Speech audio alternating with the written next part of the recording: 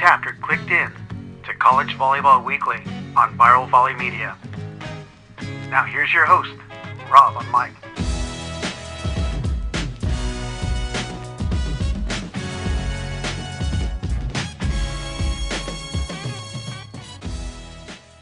Good day, everyone, and welcome to episode 15 of the 2024 NCAA Men's Volleyball season. We've got College Volleyball Weekly Men's Top 20 from at least my left all the way down to the bottom right would be Jay Hosick of George Mason, Theo Edwards of CSUN, Brad Rostratter of UC San Diego, and if we are as so blessed, we will see Dan Fran of Lewis, who I don't blame them for not coming on. They start playoffs this week, but that's another story we'll talk about. But we always like to start with the elephant in the room, talk about each teams and how they did in this last week of play. So we're going to start with Brad this time. We'll go West Coast to East Coast. All right. We had an interesting week with our schedule, with how we set things up.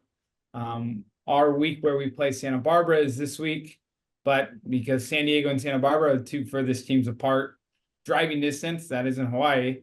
In the Big West, we break it up a little bit more. So we play at the start of the Big West play, and then we get in to our week of regular competition this week. So we were up at Rob Gym on Friday, and we had a battle. First set, we played really, really well, and then Jess Bianchi went on a 8-point serving run to make it 25-22 that we ended up winning the set, but it definitely got a little hairier and a little scarier there. And then set two, we kind of just didn't play too clean or too great, and they ended up making some good adjustments, and their middles started performing a little bit and getting some production there.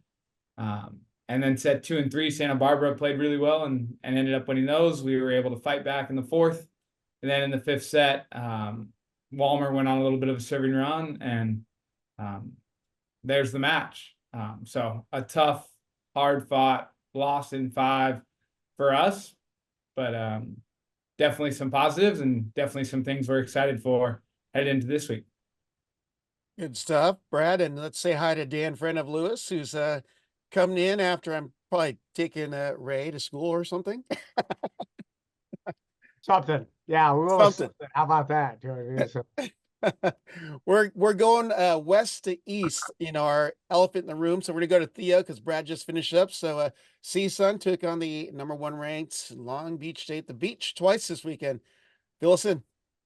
Yeah, it was actually a pretty awesome week in terms of volleyball. Long Beach is #1. There is an absolute reason for it. I thought they played incredibly well on night 1, especially in the pyramid. And their serving kind of just kept us at bay and kept us out of the game. I think we probably had offensively one of the worst nights we've had in a really, really long time in the pyramid. And I tip my hat to them because I think they had a lot to do with it. The service pressure was really, really good. And you know, Long Beach is a team that really thrives on errors.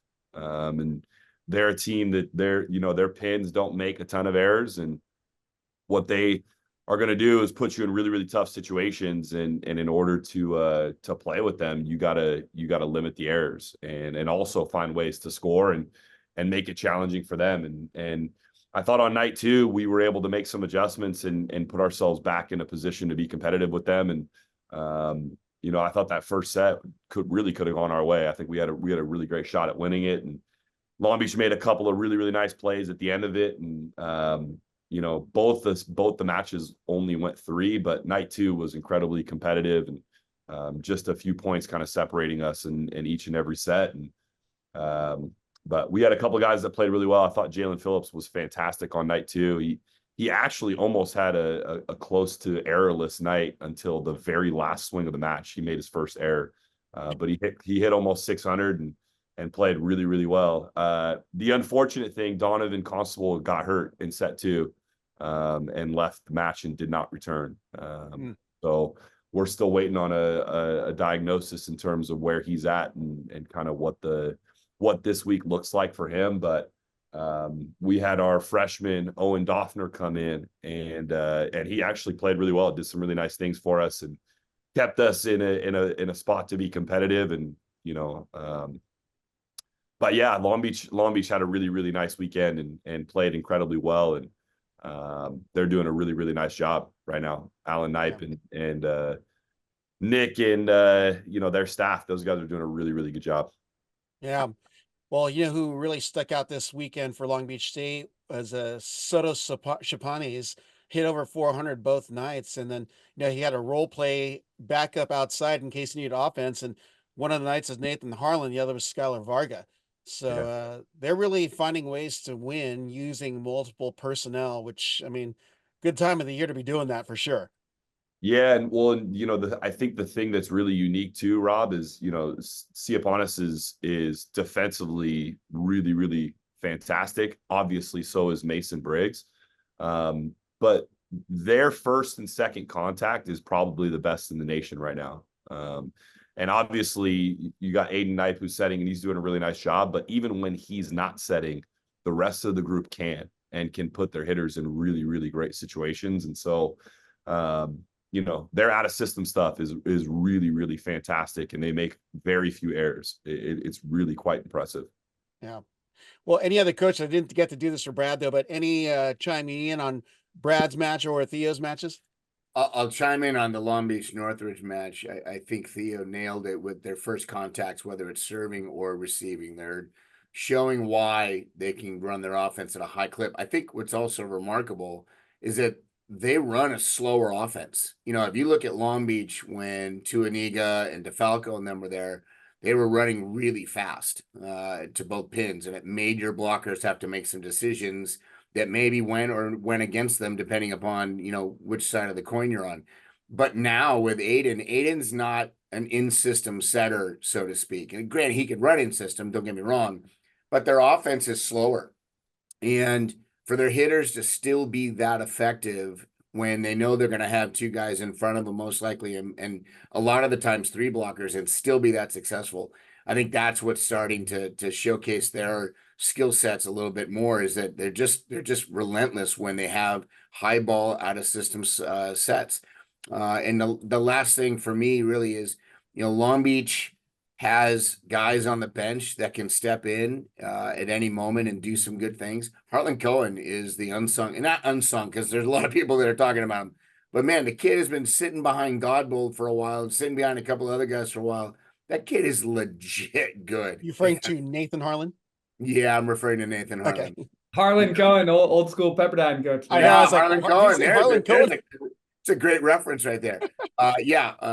Nathan Harlan. The kid is legit good, and when if Godbold gets healthy again, it'll be interesting to see, does Long Beach stay with Nathan Harlan? And I wouldn't be surprised if they give him a shot to maybe take it the rest of the way. But yeah, Long Beach is just they're just solid all around. They don't make a lot of mistakes, and their block is really good. They make your hitters have to make decisions because they're just solid. They don't get wild and crazy with their arms. They just get up in your airspace, and it's tough. So yeah, they're solid for sure. All right, Dan, anything to add on any of those matches? Just Harlan's an excellent volleyball player. I coached him USA College Beach a couple years ago, and the guy's just super skilled. So I'm not shocked at all that he's stepping in and doing some things at a pretty high level for them when they need him to. Do you know what I mean? But certainly, there's a reason Long Beach is #1 right now. You know what I mean? So they're doing some really good things, and so yeah. Hey Rob, are we gonna go to your match? I was about to skip mine, but no. We go to you, buddy. We'll let you talk about it. All right. Well, first of all, I want to say about the Hawaii at Irvine 4-2. Huge thanks to all the people that came up and said hello and said great comments. I know it's hard to believe they said great things about Jay and Theo and Brad and Dan, but there are a lot of listeners on the Hawaii side for College Volleyball Weekly. And, I think it's the only match that I gained weight from eating chocolate macadamia nuts and have big bags of coffee brought from the island. So appreciate you guys listening. And I love all the input I get from you guys. And, you guys are a great crowd to have in a venue. And so that was enjoyable. So match-wise, night one, Irvine came out, and I think it's the first time that you got to see a true dialed-in Irvine starting lineup with Flexen and Heno at the outsides, Darcy at the oppo, Sheward, and then of course you got Grigoriev and Campbell in the middle and Power at libero. And it was a huge offensive night. In set one. Hold on, Rob. Hold on. Night Uh-oh. 2 against us is when they put that lineup together. Well, they were dialed in, even more dialed in this one here. Oh, I'm sorry. They had 2 outside hitters that hit almost 500 that night. Yeah, they weren't dialed in yet. Yeah, you're right. Well, No, but please go ahead. Sorry. yeah. Well, that first set, I couldn't believe it on the broadcast. Irvine was hitting over 600 and Hawaii was hitting over 500. And it was just a slugfest to get out of the gate. Irvine ended up winning the night 3-0. And, the chatter was, and it's coming from Hawaiians. So we don't know if we're going to make it. This is not the year. I'm like, never count out a Hawaii team is what I've learned when you got Charlie Wade coaching and the tournaments in Hawaii. And with that 3-0 win for Irvine on Friday night, we went into Saturday night, and that's where you got to see the chess match happen. Now, Charlie Brand, my analyst, is like, oh, Charlie's going to tweak this, and they're going to end up winning. They're going to take a couple tonight. Obviously, there was an incident that happened on night 2. Irvine took the first set 25-22. Irvine was up 22 to like 19 or 18 going into the second.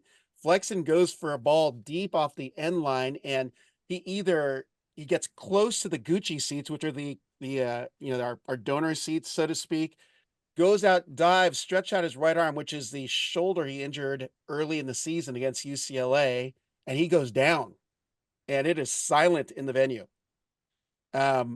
Obviously, everyone's concerned for him, and NIF pulls him out, and they bring in Andon Kryoku, a freshman outside, 6'2", different look, but a good passer. Flexen comes back on in the third, so he gives a nod. Trainer says, okay to go in. But mentally, you can see that change. Irvine ended up losing that second set, 26-24, 27-25. And you can see that the whole, the whole momentum had just shifted after that injury. Flexen came back in, first 3 balls hit out. But they kept going, and then Niv made some changes, took out Sheward. Charlie Brand was saying that, Shuey was getting a little too predictable, so he brought in Carlos, but just they couldn't get it back. Heno was off. He hit his second lowest offensive production at just over 120 for the night after hitting 117 against Theo the previous weekend on one of the nights. So I want to blame Jay for Heno's bad night, because I think Erla's last thing we did, Jay's like said something about that. We had to say no, he hasn't had very many, and now he goes and has a bad night. Good job, Jay. We went in Thanks a lot, Jay. All hate mail for Heno can go to Jay Hossick. Just so right. Well, and let's also comment. First of all, I love Charlie Brand. Let's also comment on Charlie saying, "Yeah, we're going to take out Chewy because he's getting a little predictable." Heno gets 90% of the sets on any given night. It's predictable. Everyone knows it's going to Heno. When you're on the court and you're wondering where it's going to go, look at Heno. It's going there, no matter what. Shuey, you're not getting too predictable. You're just doing what you're supposed to do. And if it was probably just trying something different. Well, I definitely want to shout out the play of Hawaii on night 2. And, I feel like middles get overlooked quite a bit, but if it weren't for Kurt Neustrer and getting those early, like he had back-to-back blocks at one point and then crushed 2 balls. And, his numbers don't show up, but the timing of what shifted everything, Neustrer was a key part of what initiated that. And then Guillermo Voss was just Guillermo Voss. He stays calm, cool, collected, does what he needs to do, high hitting percentage. And Trent Rosenthal, I mean, he really got more offensive minded, doing a lot more of the second ball attacks and throwing Irvine off. And he's 6'8", 6'9". So he's going up super high. Looks like he's going to set. Then he turns it last minute and dumps it down. So, and then Keone Thim stepping at the OH2 position. Huge play by him, not only in serve receive, but defensively. And he even contributed offensively with some really big swings on broken plays, which, was a part of why Irvine won. Hawaii won. They were so scrappy and they got it done in transition, getting those pickups. So split the series, everyone was quiet Bren when we left on Saturday night, but it was good volleyball in the end. Irvine got caught off guard, and Hawaii turned it up. So it was a great response by the Rainbow Warriors. So with that, you guys can respond. I'll be quick. Well, maybe I won't be quick. First of all, I want to give some kudos to Hawaii. When you lose your number one producer, and then other people have to start stepping up, it might take a little bit. Not because those players don't know how to play, but because now, rather than relying upon the one guy that can get you out of trouble, or the one guy that you know when you're in system is going to get some points for you, now everybody else has to carry a little bit more extra load. And I think when it first happened, I think people in Hawaii were a little nervous, and rightfully so, because you don't know what's going to happen. And I think the first couple matches, you're like, is this going to be that rough of a year without Spyros? And I think the challenge has been met. I think Hawaii now knows they've got some other guys that can carry a little bit more weight, and they showed it against a good UC Irvine team. Secondly, Nurserer doesn't get enough respect. Everybody knows Voss because Voss is a consistent producer, but Nurserer did some nice things that night. He's an under the radar middle when you're looking at numbers and you're looking at who the players are supposed to be, but he's a good competitor. I think, first of all, let's also talk about the rad naming. And I said rad because it's a rad name. You're so 80s, Jay. Of the Gucci seats at UC Irvine, because we all know the Gucci seats. But I think Irvine is they're I don't want to say they're one-dimensional. They got some other players, but they're one-dimensional. And if you could slow that guy down a little bit, and you could see the frustration on Hilaire Heno's face when he was getting blocked, or he was hitting out, or he was getting dug, and he was frustrated because he's normally used to getting just kill after kill after kill.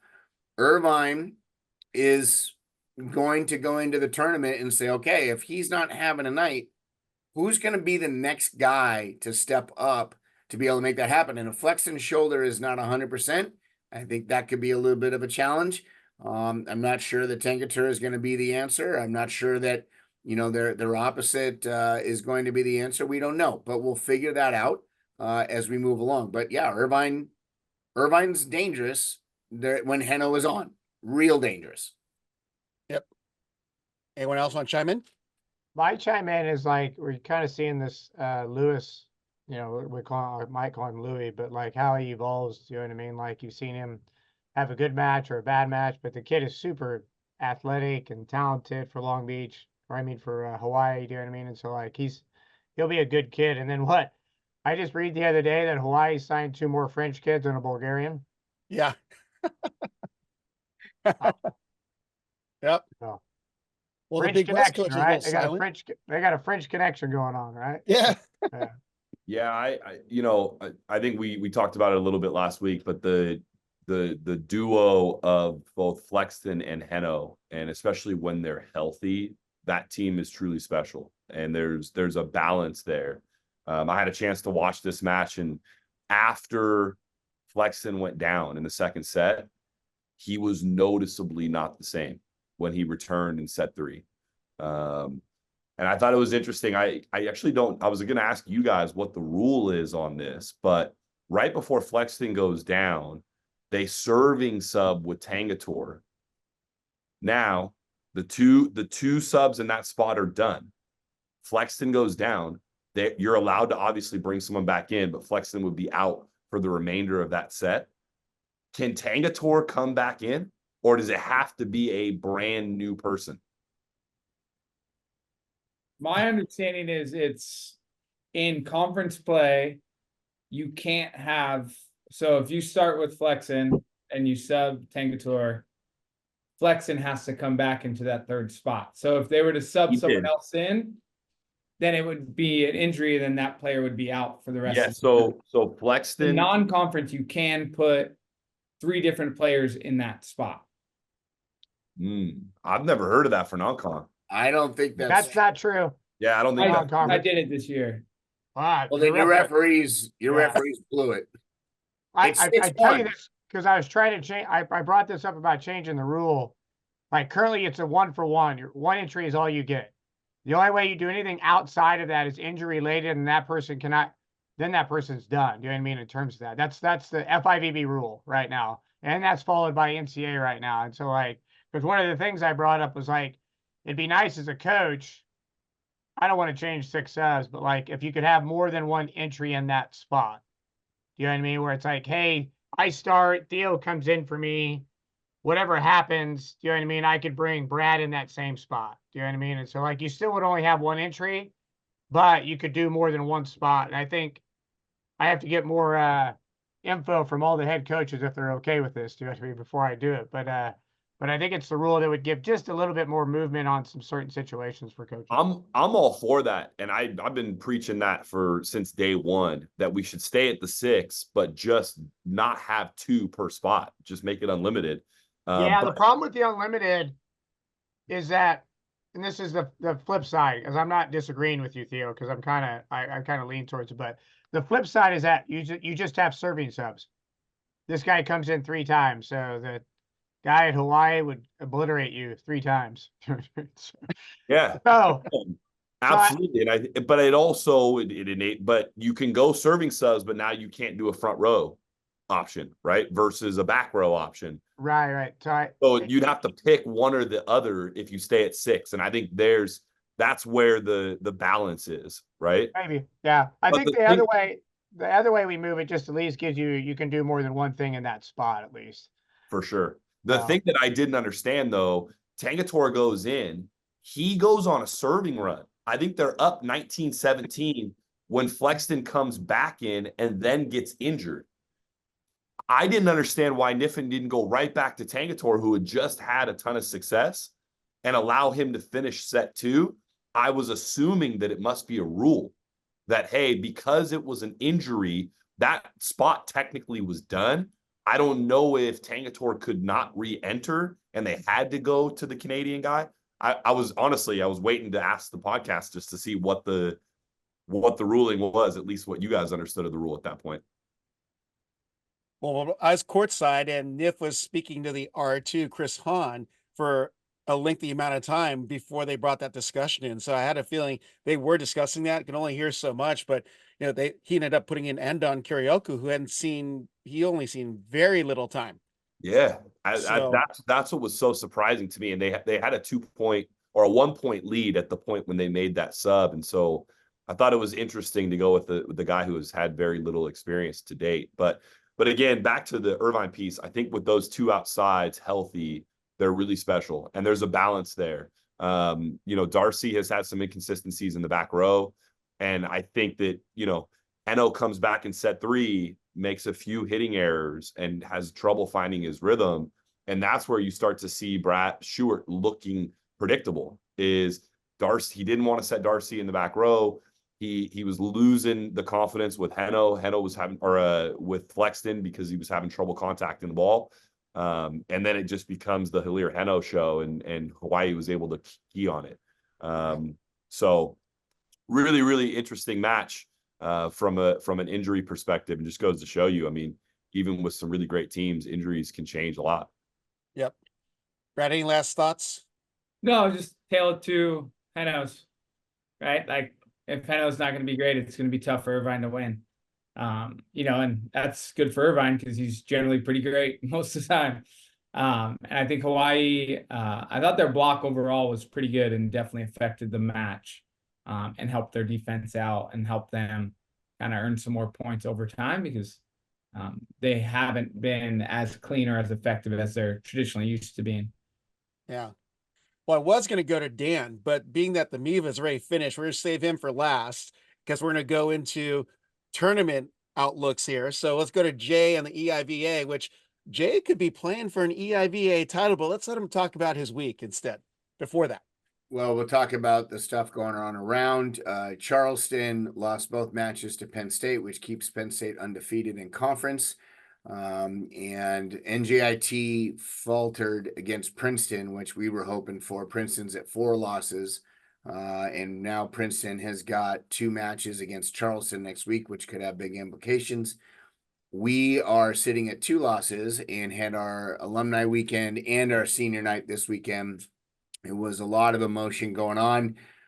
We have rolled into the weekend undefeated at home, and on Friday night took care of business against Harvard. And then Saturday was a really, really full slate of stuff. Obviously we have senior night with all the families and the fans coming in and watching the match. we had alumni weekend, so all the alumni came in and we dedicated our locker room in the name of Coach Wayne Stolick, which was really great. And we had a locker dedication on the inside for one of our longtime boosters and donors.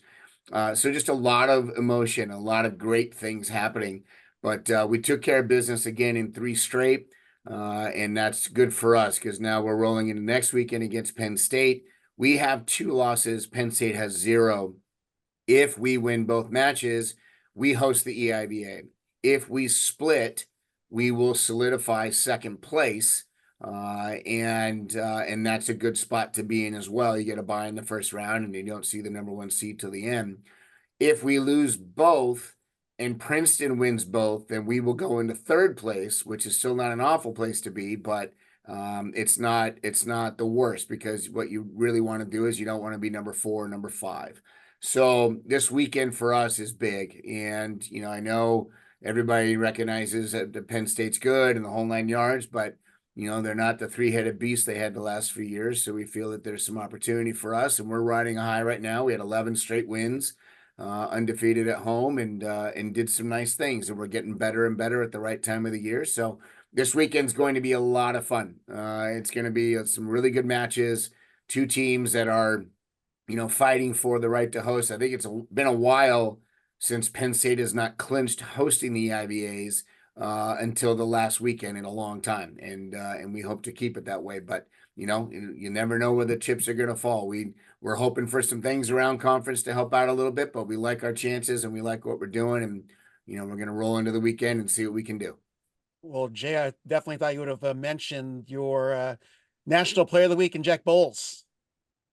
Well, listen, I could mention all my team. My whole team is doing some nice things. Jack Bowles is, you know, starting to find a way to score points at random places and with different parts of his game. And, you know, he and Omar now keep the court 30 feet wide, which is good. And, you know, when you got some middles that can put some balls down, now all of a sudden we've got some options. And, you know, we haven't had that in the last couple of years with a consistent run. So, you know, we're just plugging along, you know, we're just little old George Mason trying to find a way. And, you know, along the way, we're figuring some things out and making some changes, and things are going our way right now, but it's a big weekend coming up. We're not counting any chickens before they hatch.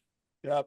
And right before your Saturday night match, you develop a NCAA men's volleyball bracket, but that's for another topic for another time in our segment. Yep. I was like a mad hatter trying to put this thing together, and you know, I'm sure we'll talk about it later on, but it's pretty cool to look at when you finally see it all laid out and you're seeing how the brackets whittle down. It's really, really cool. So I'm excited to talk about that. It is All right, darn let's go. impressive. Other coaches in on the EIVA and the mighty Jay Hossick. Princeton's got to beat Charleston twice though too, right, Jay? Like in terms of that stuff. And so I think you've seen Charleston. I don't know, they're playing a little bit better. So that's not is that at Princeton or is that it's at Princeton? Yeah. So, well, I think the secret thing for all you coaches out there is to take a 2-week reprieve where you don't play and all you do is golf, and then your team goes on an 11-0 run after this, and you're sitting in a pretty good speed. I just did it wrong, guys. I got to figure this out. You know what I mean? So, kudos to Jay. I think Mason's playing well, and he's got a couple pieces, and Omar's doing a really nice job. And so, yeah, I think you saw Penn State with Kerr. Kerr had a couple nice matches back to back, and so I think this will be a good one to put on people's radar. If you're not watching, it'll be pretty fun. Yep. Yeah, I think the impressive piece is you know, not just that George Mason wins, but the fashion in which they did it in. That Harvard team is good and a lot better than the scores would show. But it just goes to show you how well they're grooving right now. And Omar Hoyos, you know, I don't do this very often, but that's my player of the week, so no one else take it. I mean, the guy at 565 on 15 kills the first night, 13 kills the next night, 20 points. I mean, he's doing it all. He's doing it from service line. He's doing it offensively.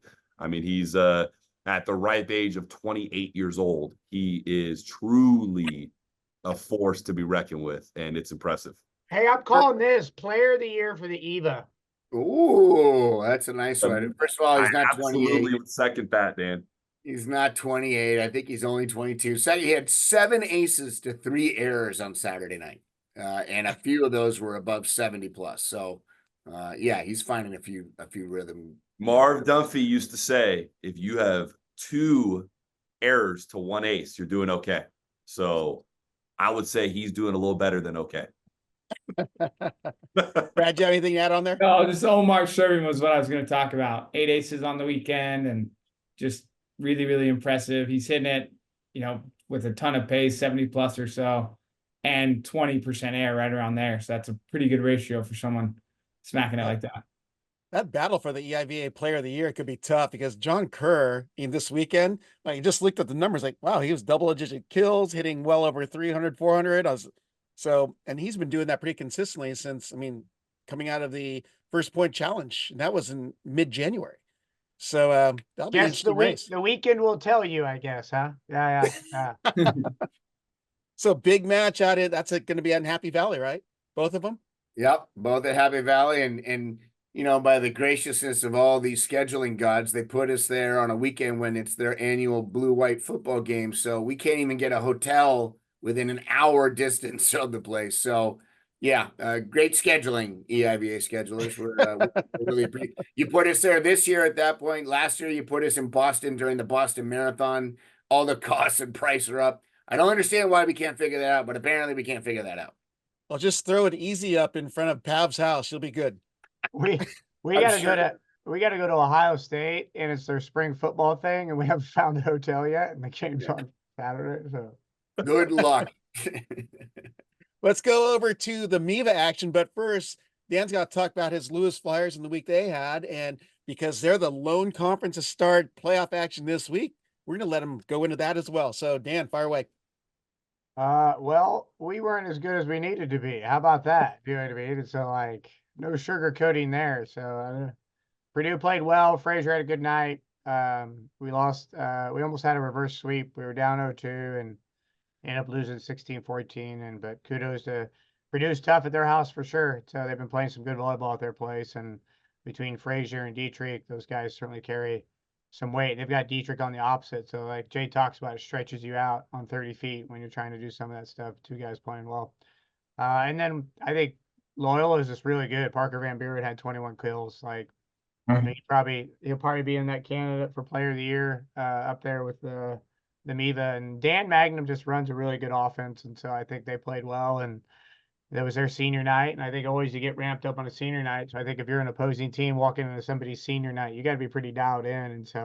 And I'm not sure we were where we need to be. And so for us, we tied for 5th, but because of tiebreaker stuff, we're in the 6th spot. So we go to Ohio State. You saw McHenry up 2-0 twice and get reverse swept both times. So our kids are playing. This is with a new setter, remember, that's in there, and they're setting that for them, Nathan Flattery.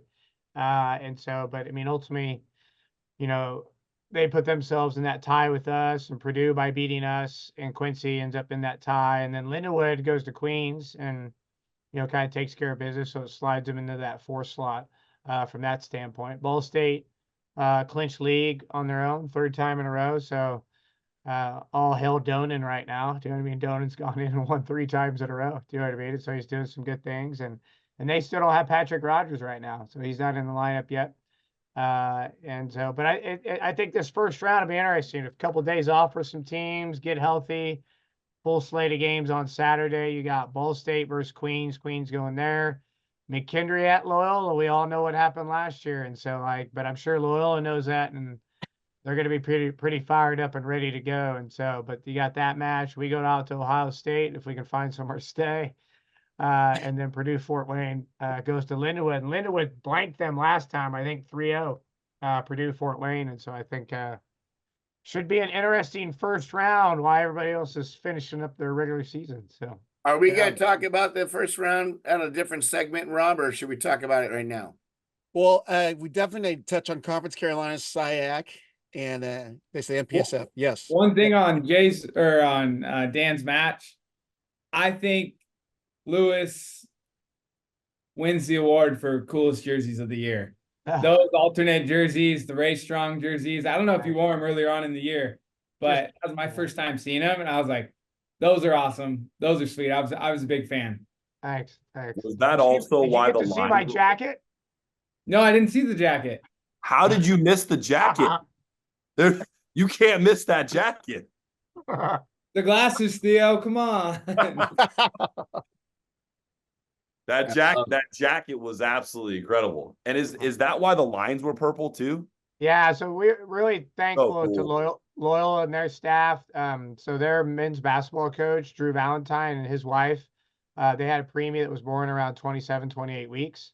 So they took $2 from every ticket sold and donated it back to the Ray Strong Foundation and the Help with Mod Volleyball, who's kind of coordinating with their club. And so kudos to Hawks and Steve Watson and their administration on hosting that for us. And certainly, if you guys didn't know, Ray was born at Loyola Hospital downtown, so there's a connection via that. And so it's really nice of them on their senior night to find a way to kind of do the Ray Strong stuff. So, and we took a little photo, and my wife and Ray were there at the same time. So that was cool. Let this be known. There is a strong history of no love lost between Lewis and Loyola over the decades. And since the new regime at Loyola, I'm sure there is still a heated rivalry, but it's healthy. And this just goes to prove that the power of sport and the power of the connection of all the men's programs out there to do this in somebody else's house shows the level of respect that we all have for each other. And, you know, sports aside, rivalry aside, the fact that Loyola bent over to do that and help out, and Hawks and their basketball coach, that's pretty cool. So kudos to those guys for stepping up and showing what they could do. Yep. I pulled up the image of the jacket, and the jacket is very Kim Mulkey-esque in honor of the South Carolina winning the national championship. Hawks had the Don Staley cool look, and then you went straight Kim Mulkey with it. Yeah. Well, with that, we can't avoid the other conferences. I'm going to touch on Conference Carolinas. They only have one more match remaining this week. They're all sitting at 13 matches played. So Belmont Abbey, even if they lose this week, they're going to win out in the conference. North Greenville in second, 10-3. Erskine third at 9-4. Mount Olive and Barton rounding out the rest of that. And they are in their conference tournament already, just going to get the seeding in the final 4 spots there. So that will be happening. We'll know this week, I believe, once we get the results. Anything to add on Conference Carolinas, guys? Well, I got to give it a little shout out to Derek, head coach at Belmont Abbey. He is married to the niece of one of our great family friends, Heather Gerhardt, who is the head coach down at Winthrop. And that's pretty cool for him. He's taking that program to new heights, doing some really good things. And, you know, volleyball runs in a family. It's pretty cool. So kudos to Derek. You know, now they got to get it done. This is where the real rubber meets the road. Yep. I think it's interesting. Erskine is putting together some nice volleyball late. And, you know, this week they had 2 big wins, 3-0 over Barton and then 3-0 over Mount Olive. And that Mount Olive team is good. So I think it'll be interesting. This conference tournament, I think, is going to be a lot of fun. Yeah. Yeah. I was thinking, you know, one of the teams that was in the NCAA tournament last year was King with Warren Davis, and not in the conference tournaments. He's kind of hoping to get a second look at him, because in Fairfax last year, Warren Davis was so fun to watch play, and sitting with Jay courtside calling that match. I'm like, man, this kid is good. Well, the list him at 6'2", but man, that's a generous 6'2". With shoes on.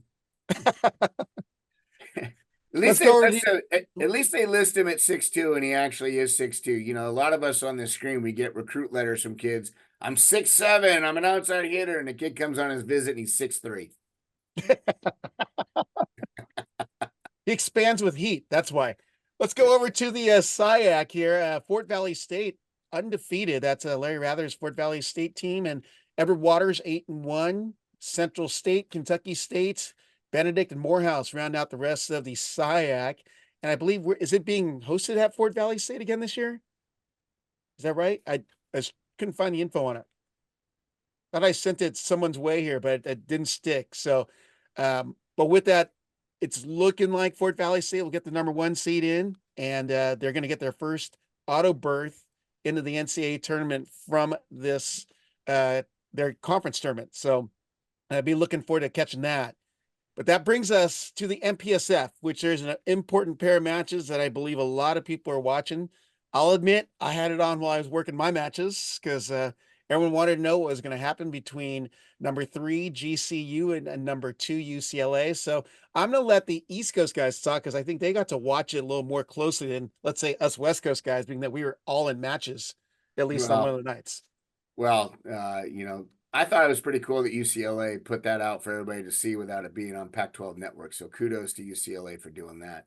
I'll be real honest with you. I was underwhelmed with Grand Canyon on the first night. I didn't think that they came out with the same type of fire and energy that they've had all year. Now, granted, that doesn't mean that UCLA didn't play well. They played extremely well. And they have found a groove, so to speak, and they are dangerous. Night 2, however, a little different story. Grand Canyon down 2-1, came back. They go into the 5th game, and the score wasn't that tight in the 5th, but Grand Canyon is still not a team I want to face. And I think if I'm a gambling man, I'm going to say it's going to be Grand Canyon and UCLA in the finals of the MPSF. I just think that's the way it's going to go. So, if you're looking around, obviously BYU, Stanford, those are teams that are in the hunt still, and there's no surefire way to say that's going to be just UCLA and Grand Canyon. But if I was a gambling man, I might match the pot with Grand Canyon and UCLA in that final. Yeah.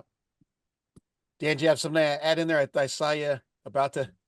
No, I was just, I think it'll be interesting. Those two get to the final. UCLA, if they lose, they're going to probably be in a better contention for the at-large, where GCU's maybe not in the same space. But I say that, and I don't know that there's a lot of numbers you got to look at and all the stuff that goes along with that. But UCLA's got the head initially with the 2 wins, which I think is huge.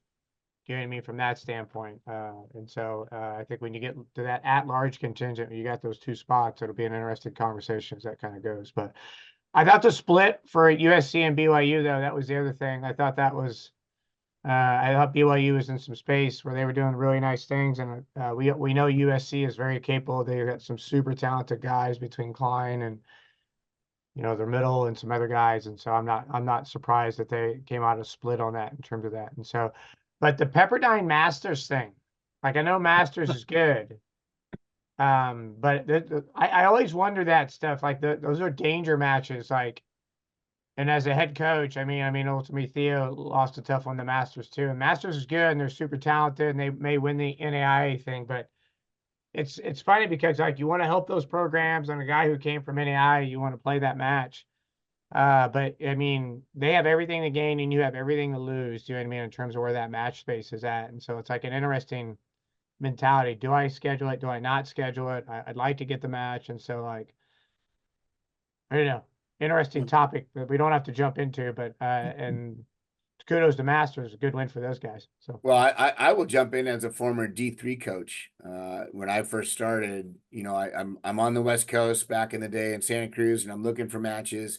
And luckily back then it was a little bit of a different situation. NAIA wasn't quite as strong. Division III still helped with your points or whatever in the rankings, and it gave you a little bit of, legitimacy, so to speak. And back then I was screaming for it.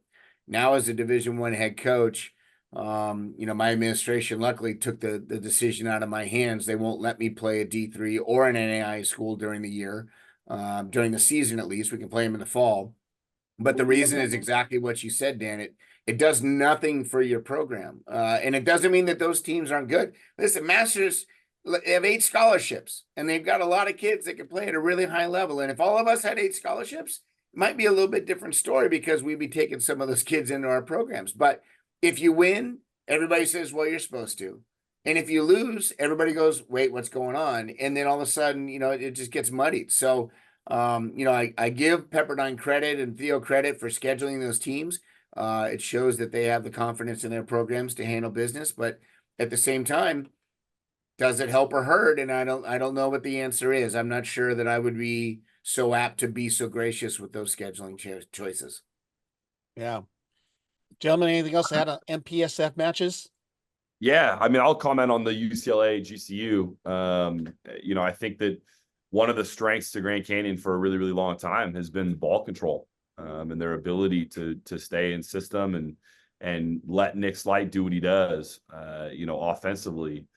And I, just in watching these matches, it was not the case. And the big reason why UCLA won, I was looking at the numbers, and I think on the scale of 3, Grand Canyon passed a 188 for both matches combined. And so they were incredibly out of system and on the run constantly. And it's obviously tip my hat to UCLA because they forced that on them. But I think it's going to be interesting to see, can Grand Canyon kind of find that groove again. They don't have your prototypical 6-10 sticks on the pins, and they're not the type of team that's just going to beat you out of system with a high ball and just overwhelm you with it. They really thrive on the speed of their offense and the trickery of allowing Nick Slight to do what he does. And so their ability to kind of get back in system and get things going again is going to be really important. That's a very insightful description. Grand Canyon does rely on being in system. If their first contact, whether it's off serve receive or off the block, or maybe a roll shot dig that gets put in a perfect spot, then Grand Canyon's dangerous. But if they're out of system a lot, they struggle a little bit with swinging at those high balls. That's a great analogy. So the interesting thing to me with the Grand Canyon UCLA is it looks like UCLA has kind of found their lineup they start with Cooper, Robinson, and Champlin. And really, Champlin didn't play great. Passed the heck out of the ball and was really good in serve receive and good from the end line. But offensively was very average, which for him is not normal. But then Grand Canyon, after night 1, seemed to make a conscious decision of like, hey, we need more offense on the court and we need less passing, we need less serve receive. And they moved Camden Gianni to the left and brought in Jared Anderson, graduate transfer from Springfield College, Division III powerhouse, with Charlie Sullivan and company. I think he was D3 Player of the Year once or twice. And I'd imagine won 1, if not more, national championships while he was out there. And they made that switch to the lineup, which I think helped them offensively there. Might have hurt them a little from the end line. Carter Rogers, their outside hitter who was playing before Gianni switched over to that spot, has got a pretty good serve too. And I didn't notice Jared Anderson doing too much from the end line, but I thought offensively that really rounded them out, and that really kind of kept them in some of these longer rallies with some really good out of system swings, and made them a little bit more of an out of system team as opposed to the in system team like Theo referenced there earlier. But ultimately it was interesting to see, out of all these great servers, it was all the servers that were a little unorthodox that ended up making the difference, whether it was Nick Slight with his reverse hybrid, even Cameron Thorne with his float serve scored some points. Sean McQuiggan had a really good run, UCLA middle, really good run to give him some advantage. I think it was in set 3 to pull him away. And then the 5th set came down to Merrick McHenry's serve, and that was ultimately what was the difference maker. So some interesting tactics for Grand Canyon, and we actually saw Matt Worley, and in the fall they pulled out that lineup, and it was like, whoa, that could be pretty scary if it gets rolling. I haven't watched every match they've played this year, but I think this was the first time that they rolled with it from the start. So definitely interesting to see what they're going to do going into next weekend, where I think they're hosting Pepperdine. So what do they go back to what they had been doing? Do they stick with this lineup?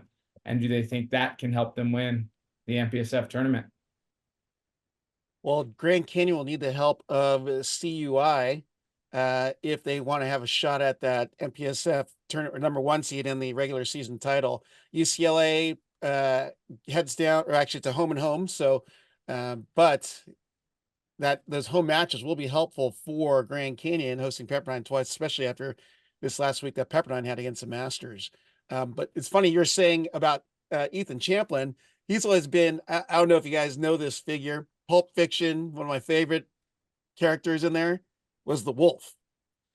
I feel like Ethan Champlin is the wolf. He just kind of goes in, takes care of business, does what needs to be done, and makes sure everything is clean.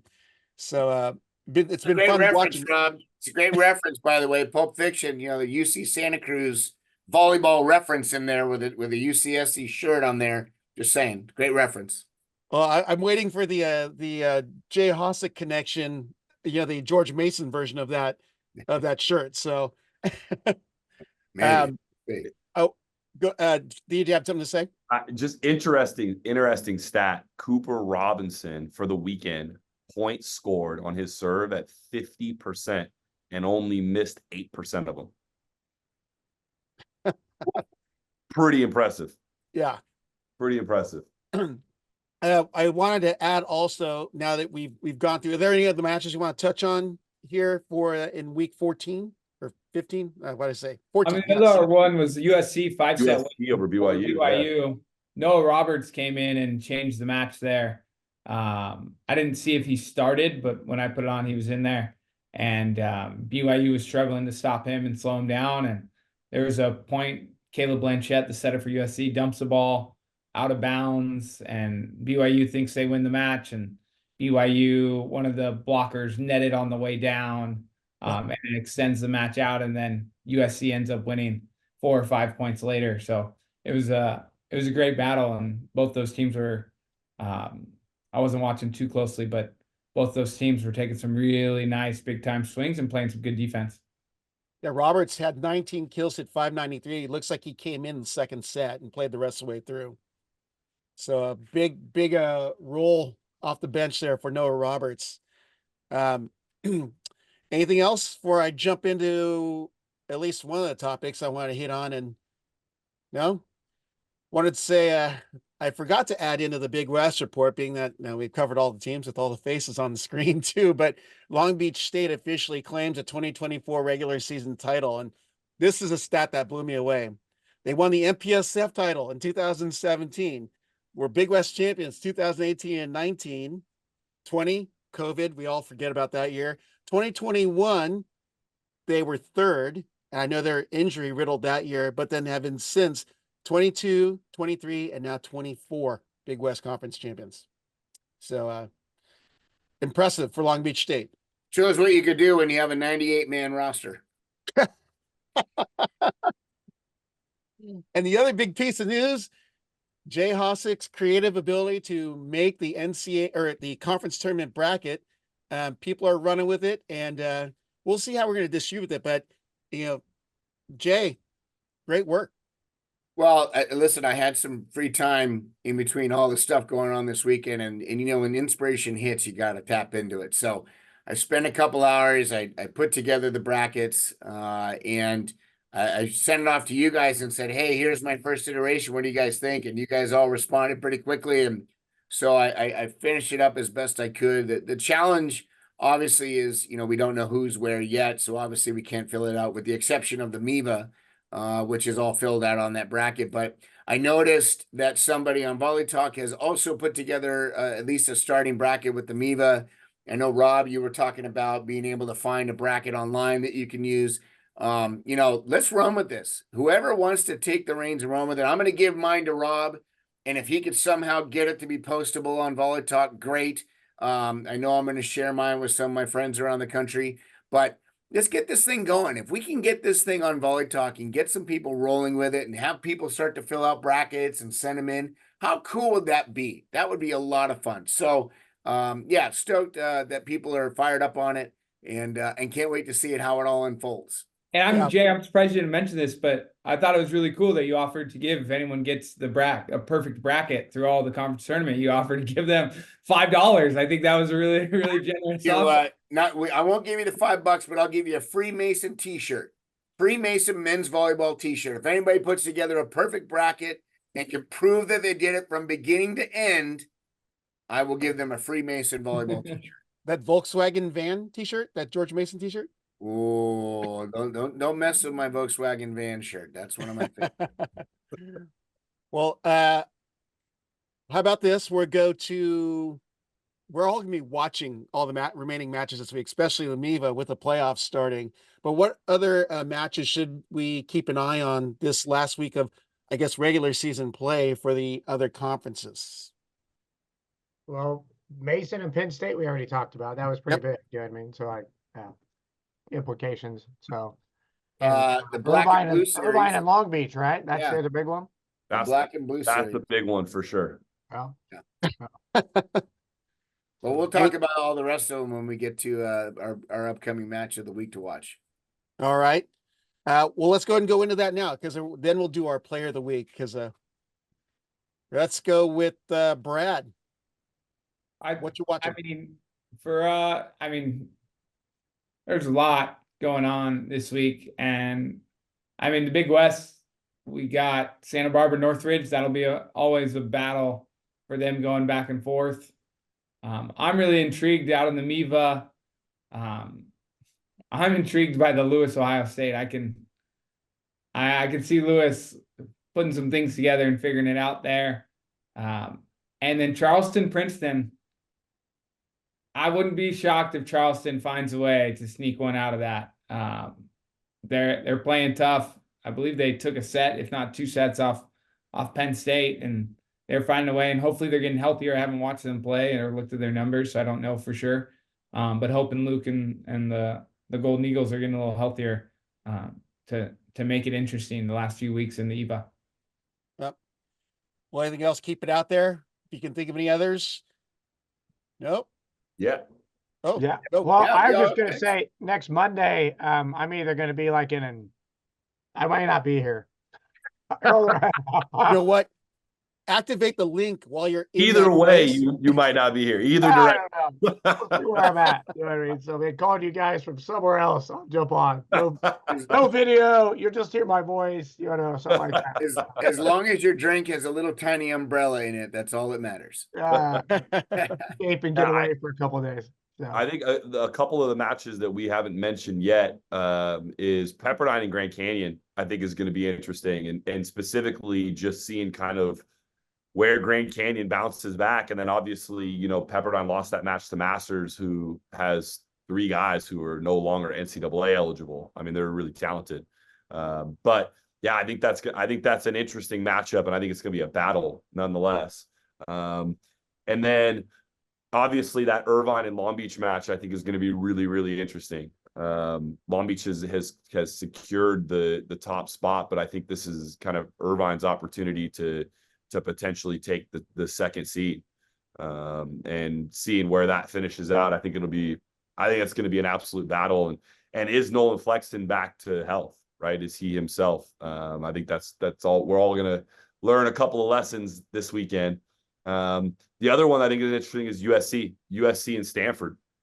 That matchup is definitely one of 2 teams that I think are playing pretty well. We didn't mention, Stanford had 2 pretty good wins, pretty solid wins over Concordia, and really the thing I thought was interesting was, and I don't know how long it's been this way, but both Lamp and Rotman in the lineup, right? They're kind of more of that senior heavy and back to a lineup that they really was more of a focal point for them in previous seasons.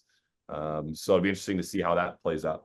That one's going to be chippy too. So if you like a little bit of chippiness, I can see that one maybe having a yellow card.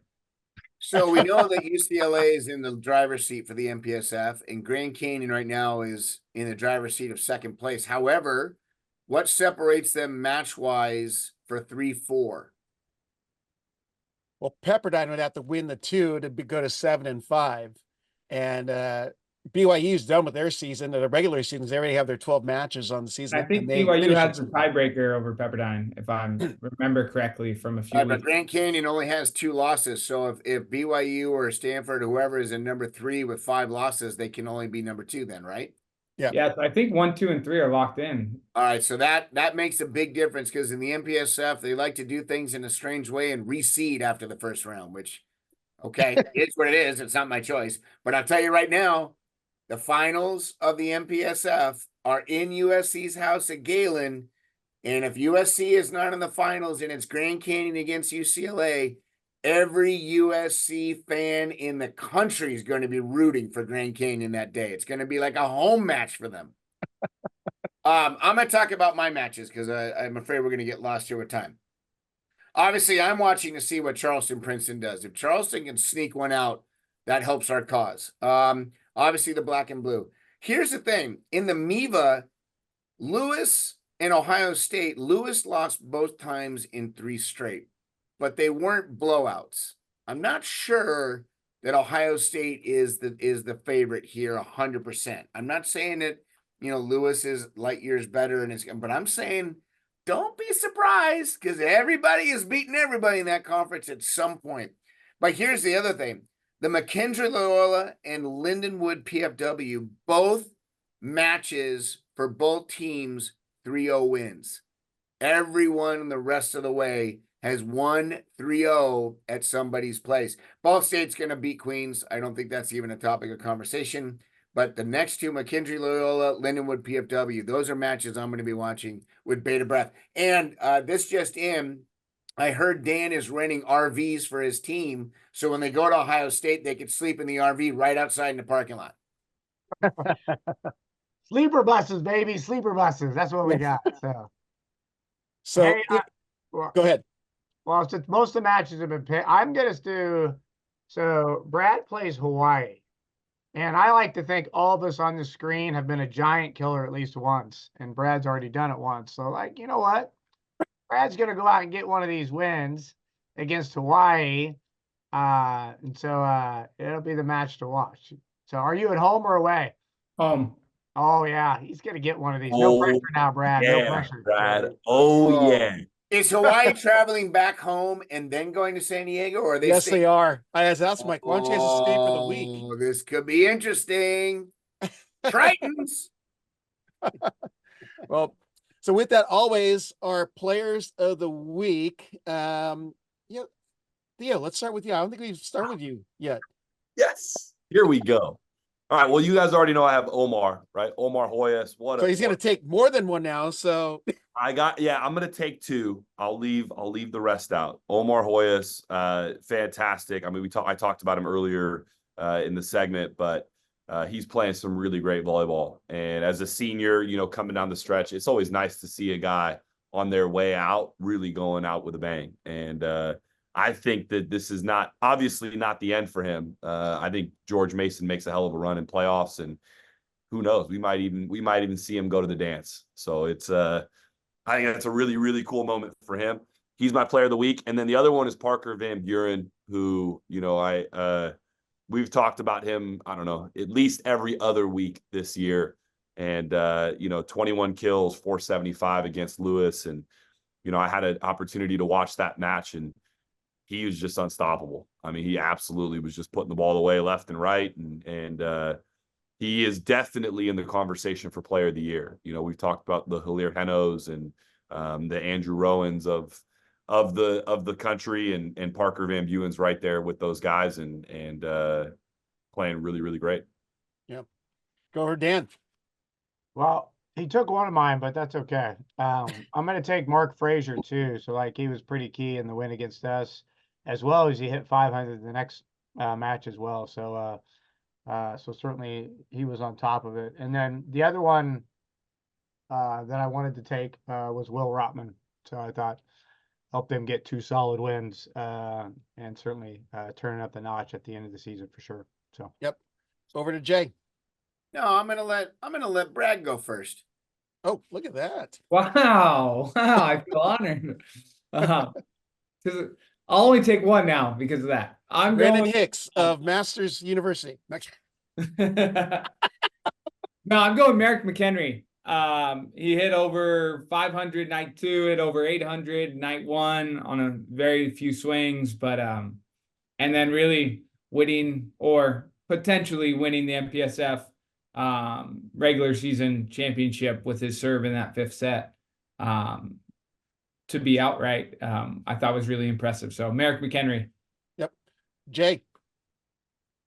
I'm gonna go with this past weekend, and I'm gonna throw forward 6 days to next Saturday as well.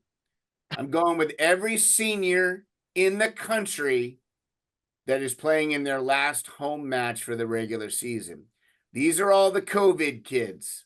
These are all the kids that came in when all the craziness happened. They had to deal with all the regulations and playing with the masks on and dealing with no seats. People can't sit in their gyms. All the crazy stuff that everybody had to deal with. Stand 6 feet away from me. All the nuttiness. You're finally moving on to the bigger and better things in life, and all of you are playing great volleyball right now. Hats off to all you seniors out there. You deserve it. You worked your butts off. For you seniors, much respect to you, but I'm not going to design that graphic. Just put a mask. Just put a mask and put COVID kids. Class of 2024 with a mask. There you go. There it I knew is. we'd get so emotional this week. Oh God, we all remember those nightmarish days. It was absolutely hellacious. So thank God it's all over. And those kids, the fact that they're still playing in college and they're still enjoying their process and doing all the fun stuff. Hats off to all of them for fighting through all that crazy stuff. Yep.